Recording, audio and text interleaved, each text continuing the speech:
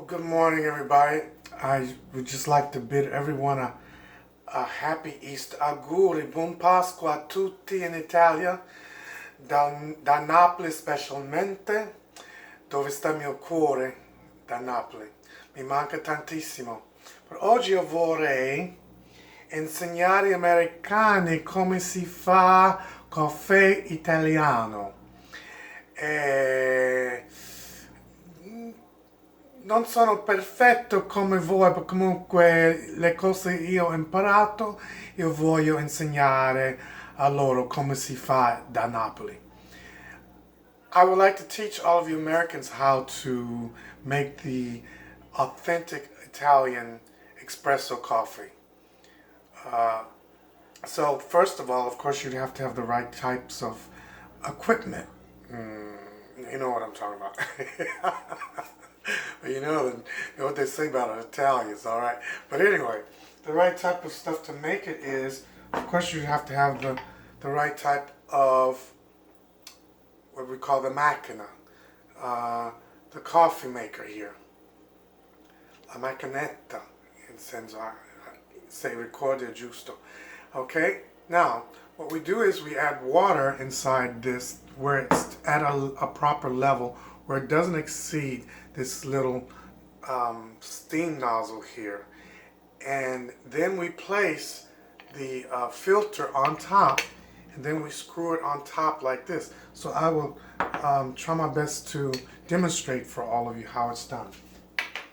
Let's see if you can see me over here.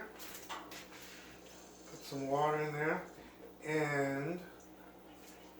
And the way we can make sure it's enough water, you put that filter on the inside, and you see if some water, kind of like it grabs a little water, and that's enough. It grabs a little water like this. Let me see if you can see. See? Okay, so that's enough. And now, what I'm going to do, well, unfortunately, I don't have the original Kimbo coffee, you know, the stuff that they use in Italy, so of course we have to improvise a little bit. And what I did was I got the espresso roast from where? Starbucks. Well, you know, you got to do your best with what you have, and that's what we have here in Houston, Texas, where I live. If there is some Kimbo here, please feel free to let me know where I can purchase it. But anyway, I'm using this for now, and what we do is we fill the top of this is the filter, and we fill this up as much as possible.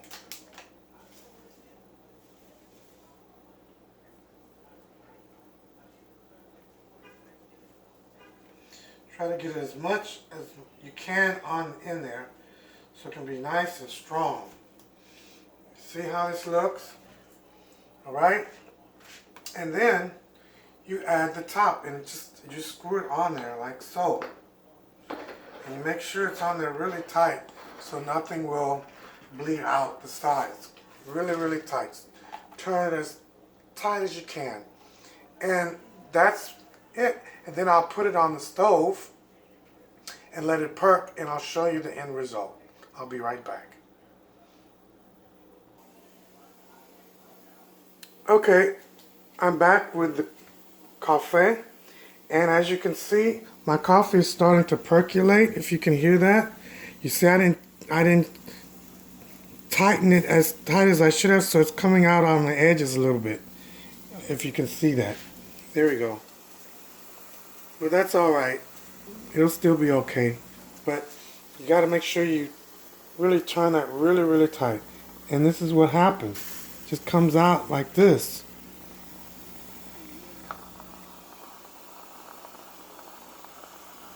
You can hear it percolating, you know, and it sounds.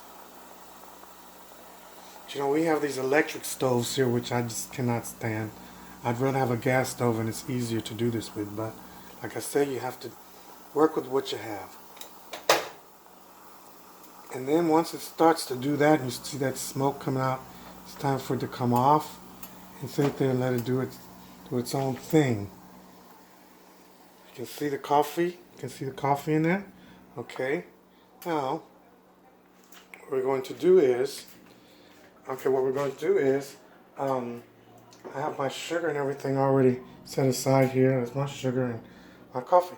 And I also have my coffee cup. This is the size of the coffee cup that we use. You know, we don't use those big old giant mugs and stuff like we do here in America.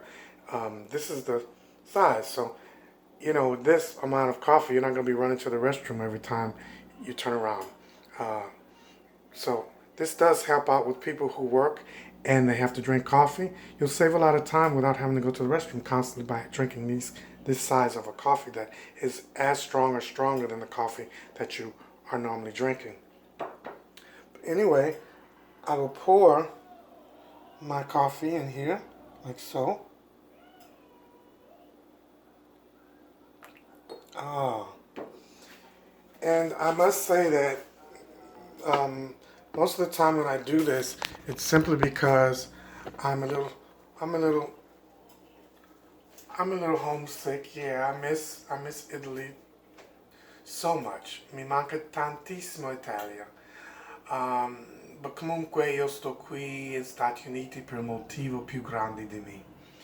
But comunque, now I will add the sugar. Let me find one of my spoons in my dishwasher. A magical place where I find all of my wonderful utensils. Okay? And I will add some sugar. I take 3, please. When you go to the bar, Caffè Italiano, vai the bar, and they will give you a coffee for like maybe 50 centesimi a €1. Non lo so quando costano adesso, ma comunque non è molto costoso. It's not very expensive in Italy to get a nice espresso coffee, an authentic espresso coffee. Then I will stir this up and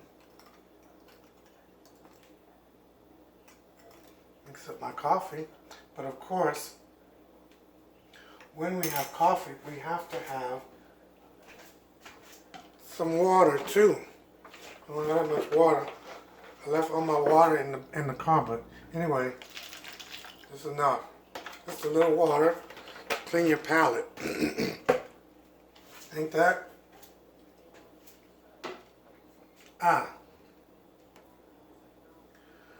Buongiorno, buona Pasqua. I have to get me one of my ginger cookies to go along with it. It's just fabuloso, buonissimo. Grazie Italia per questo tipo di qualità dentro la mia vita, perché ho fatto questa esperienza con voi. Tanti auguri per Pasqua e spero di vedere a presto. Ti voglio tanto bene. Ciao.